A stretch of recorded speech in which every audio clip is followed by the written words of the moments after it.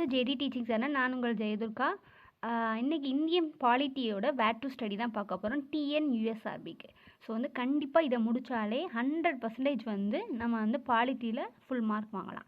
So இந்திய அரசியலமைப்பு அப்படிங்கிற டாபிக் வந்து 6th second term 12th lesson 1 வந்து கவர் ஆகுது.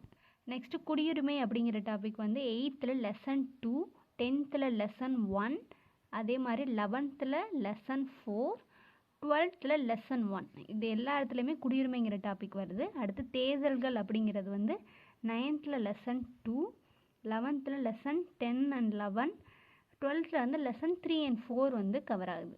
இப்போ தேர்தல்கள் அப்படிங்கிறதுல பாராளுமன்றம், மாநில சட்டமன்றம் அப்படிங்கிறது வந்து எங்கெங்கே கவர் ஆகுதுன்னு பார்த்தோம்னா 9th lesson 4, 8th lesson 1, 7th second டேர்மில் லெசன் 1, அடுத்து 10th lesson 3, 12th lesson 2.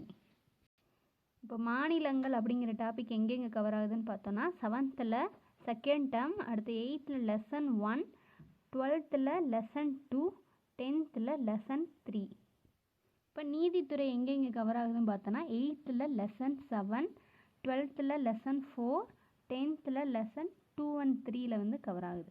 Next உள்ளாட்சி அரசு. உள்ளாட்சி அரசு எங்கெங்கே டாபிக் வருதுன்னு பார்த்தோன்னா 6th தேர்ட் டேர்மில் lesson 2, 9th lesson 5, 10th lesson 1 and 2, 11th lesson 12.